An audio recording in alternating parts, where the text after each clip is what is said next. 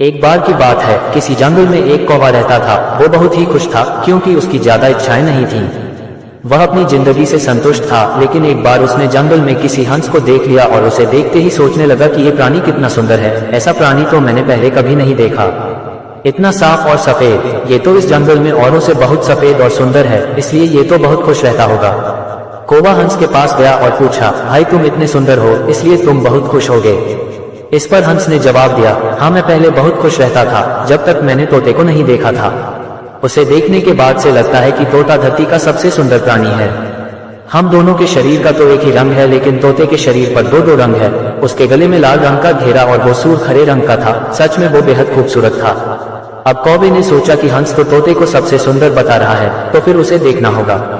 कौवा तोते के पास गया और पूछा, भाई तुम दो रंग पाकर बड़े खुश हो गए। इस पर तोते ने कहा, हाँ मैं तब तक खुश था जब तक मैंने मोर को नहीं देखा था। मेरे पास तो दो ही रंग है, लेकिन मोर के शरीर पर तो कई तरह के रंग हैं। सब लोगों के जाने के बाद कौवे ने मोर से पूछा, भाई तुम दुनिया के सबसे सुंदर जीव हो और रंग बिरंगे हो, तुम्हारे साथ लोग फोटो खिंचवा रहे थे, तुम्हें तो बहुत अच्छा लगता होगा और तुम तो दुनिया के सबसे खुश जीव होगे।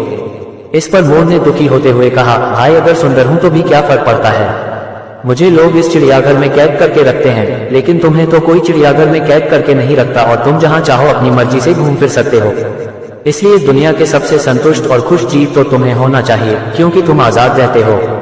कौवा हैरान रह गया, क्योंकि उसके जीवन की अहमियत कोई दूसरा बता गया। दोस्तों, ऐसा ही हम लोग भी करते हैं। हम अपनी खुशियों और गुणों की तुलना दूसरों से करते हैं, ऐसे लोगों से जिनका रहन सहन का माहौल हमसे बिल्कुल अलग होता है। हमारी जिंदगी में बहुत सारी ऐसी चीजें होती हैं जो केवल हमारे पास हैं, लेकिन हम उसकी अहमियत समझकर खुश नहीं होते। लेकिन दूसरों की छोटी खुशी भी हमें बड़ी लगती है, जबकि हम अपनी बड़ी खुशियों को इग्नोर कर देते हैं।